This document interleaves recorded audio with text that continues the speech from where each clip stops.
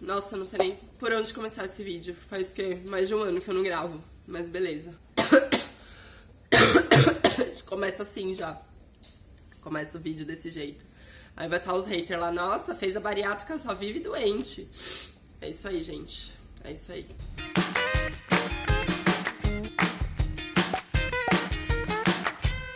Fala, galera, beleza? Depois de mais de um ano, sei lá, sem postar, eu vim aqui atualizar vocês e o Paçoca acabou de roubar uma meia. Da onde ele achou essa meia? Não sabemos, né, filho? Pra quem não me conhece, eu sou Luana Fernandes, eu fiz a bariátrica em 20 de março de 2018, já se foram aí 60 quilos em um ano, mais ou menos. Eu atingi a meta médica muito rápido, que era só sair do índice de obesidade, né, do IMC de obesidade. E a minha meta pessoal, a primeira meta era 75 quilos, eu atingi com 7, 8 meses. E a segunda meta, que era 68 quilos, eu atingi com um ano e eu venho mantendo desde então. Já fazem 6 meses que eu fico entre 67 quilos e 69 quilos. Primeiro eu quero pedir desculpa pelo sumiço. Aconteceu muita coisa na minha vida tá muito corrida em questão de trabalho, da agência. Eu acho que muita gente aqui que me segue há mais tempo sabe que eu tenho uma agência de marketing digital, então eu não vivo do YouTube, eu não ganho dinheiro com o YouTube, não dá pra me manter com o YouTube, apesar do YouTube me ajudar bastante em muita coisa. Inclusive eu queria agradecer quem me assiste e tal, porque essa sala inteira aqui, ela foi reformada com dinheiro do YouTube. Muito obrigada, gente, vocês não têm noção de quanto foi importante pra mim. Bom, eu anotei algumas coisas aqui no meu caderno de assuntos que eu quero falar com vocês, que são coisas que muita gente me pergunta e coisas que eu gostaria de falar também, de esclarecer. Mas eu vou começar atualizando algumas coisas pra vocês. Por que que eu sumi? Bom, em março, né, desse ano, eu fiz um ano de cirurgia. E vocês lembram do Pedro, que era meu ex-namorado, né? A gente morava junto há 2 anos. E sim, eu entrei pra estatística das bariatricadas que separam do marido, do namorado, enfim. Não vou entrar em muitos detalhes, muita gente acompanhou a gente por muito tempo, né? Eu também te amo, filho.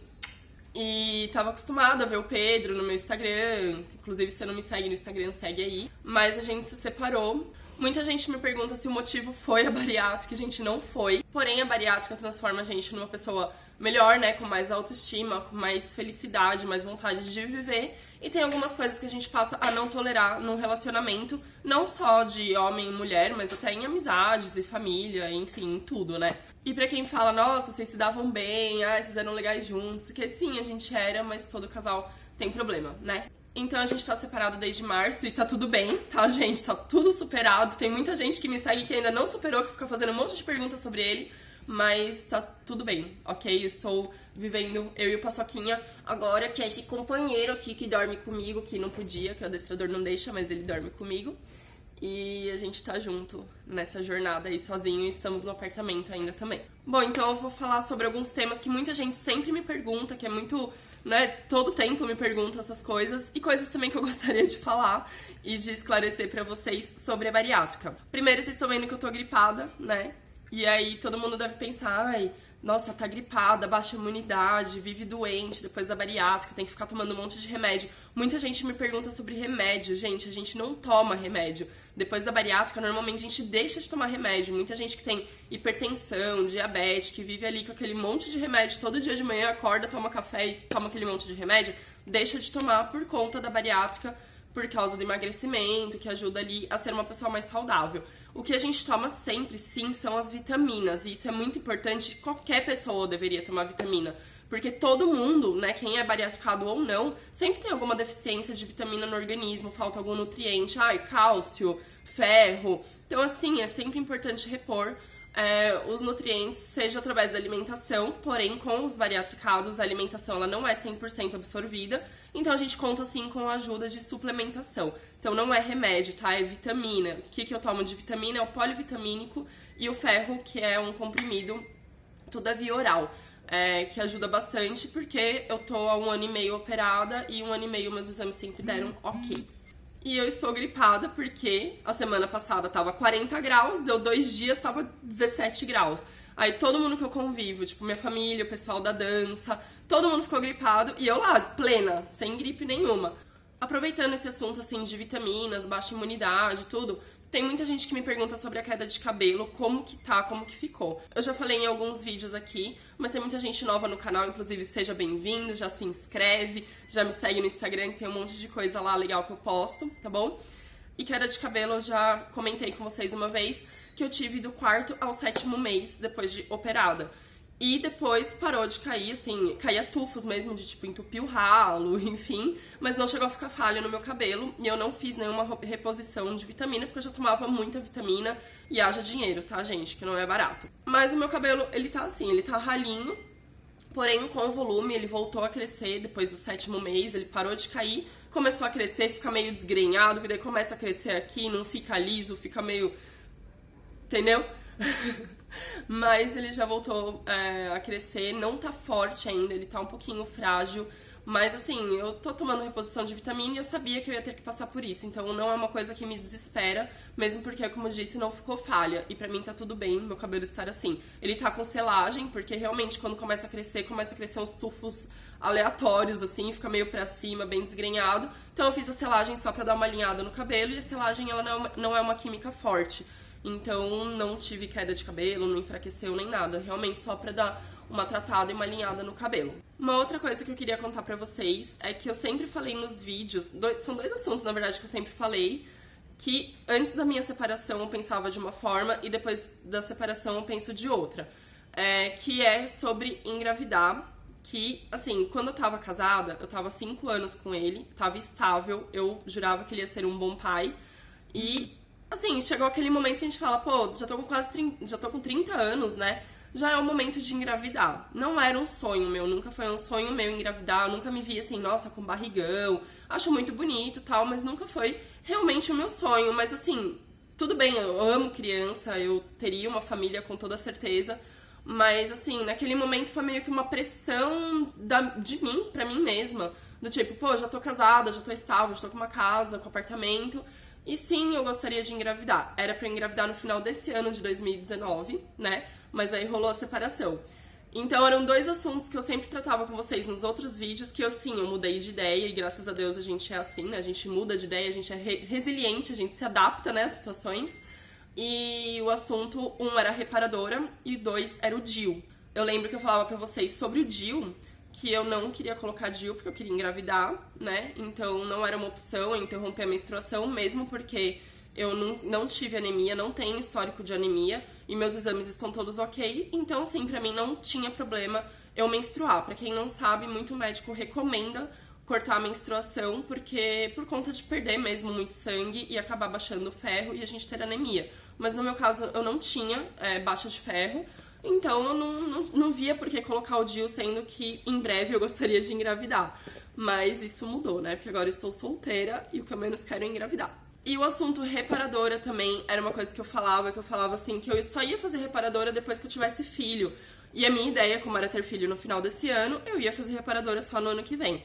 Porém, agora é uma coisa que começou a me incomodar. Porque no começo, quando eu tava solteira, não que eu já saí transando com um monte de gente, pelo amor de Deus, mas assim, uns meses eu fiquei ali muito insegura em, tipo, ficar com as pessoas, em tirar a roupa na frente das pessoas, porque o meu ex, ele me viu emagrecendo, então ele viu como o meu corpo foi ficando e ele foi acompanhando isso. Então pra ele era uma coisa natural o meu corpo tá do jeito que tá. Meu corpo, ele não ficou flácido, assim, tipo, com pelanca, coisas que eu preciso fazer reparadora no braço, na barriga, tanto que eu tô até deixando fotos aqui pra vocês verem como é que tá. Ficou muito bom meu corpo, apesar de 60 quilos a menos, graças a Deus, porque eu não faria reparadoras na barriga e braço e perna, nem nada. Claro que tem um pouquinho de flacidez, aqui no cantinho, entre a coxa, perto da virilha. Não é uma coisa que você fala, né, porra, você emagreceu 60 quilos, virou a Barbie. Não tem como, né, gente? Mas não é nada que me incomode, a não ser os seios, que os seios sempre foi uma coisa que eu falei que eu ia fazer reparadora, eu ia corrigir os seios e já aproveitar e corrigir minha cicatriz, que assim, eu sempre falei que não me incomodava, realmente não me incomoda. Hoje em dia eu não tenho problema nenhum de ficar de biquíni ou de ficar nua na frente de alguma pessoa, porque é meu corpo, é minha história, se a pessoa vai aceitar ou não, o problema é dela, né? E ninguém tem o corpo perfeito. Mas pra mim, o meu corpo é ótimo e eu tenho essa autoestima. Então, se eu transpareço isso pra pessoa e a pessoa não entende, ou ela julga de alguma forma minha cicatriz, ou meu emagrecimento, né, enorme, de 60 quilos, O problema não é meu, é dela. Porém, deu um faniquitozinho de fazer reparadora, porque eu fui no meu cirurgião tem menos de um mês, né? E na hora que eu tava indo embora, e assim, ele me elogiou super. Ele, nossa, você tá linda, eu não reconheceria você na rua, não sei o quê. Eu queria que todos os meus pacientes tivessem o resultado que você teve e ficassem, né, saudáveis e da forma que você tá. Ele brinca que ele queria que os resultados dos meus exames fossem dele, que fossem os exames dele. E a forma também que eu me alimento, eu falo pra ele, falou, doutor, você emendou outro estômago em mim, não é possível, porque eu como super bem. Daí ele falou assim, mas é isso mesmo, você tem que comer bem. O errado é quem lambe uma bolacha de água e sal e acha que tá satisfeito, né?